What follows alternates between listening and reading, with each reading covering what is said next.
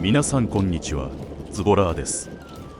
前編では地獄の夏単調から秋の渡り時期のリアルをお送りいたしましたが、いかがだったでしょうか。野鳥撮影の洗礼を好みを持って受けたシーズンとなりました。後編では2025年末から2026年の冬時期にズボラーが絶対に見たい野鳥の一つ、オスの大益子を西へ東へ北へ北へ高いところへ高いところへ、とにかくあちこち単調に回りました。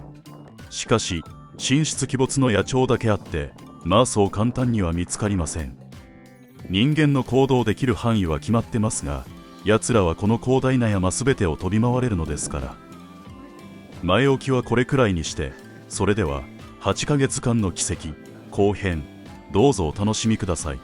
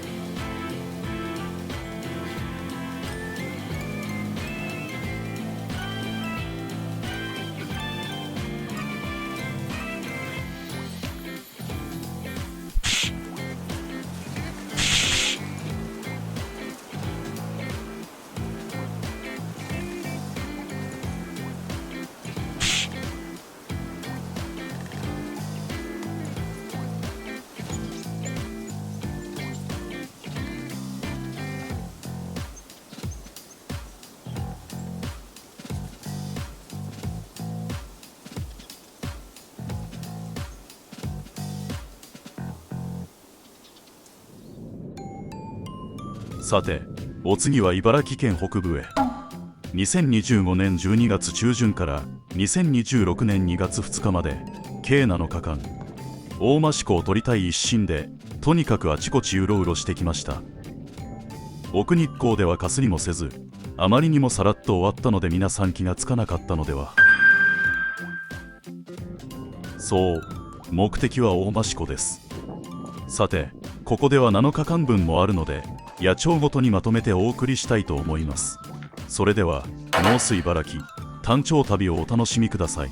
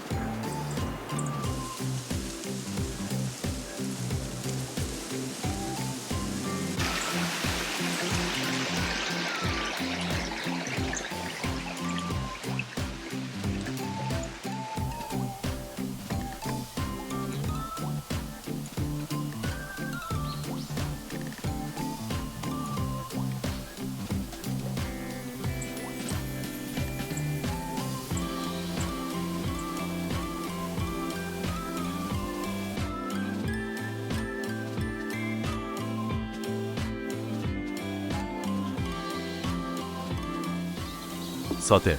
なぜズボラーが約3ヶ月間でなのかもこのエリアをあちこち通ったかというと、実は2回目に来た時、やたらと他種の野鳥が止まる気があり、なんだこれはと興奮気味に動画を回していたところ、見つけてしまったんですよね、あの鳥を。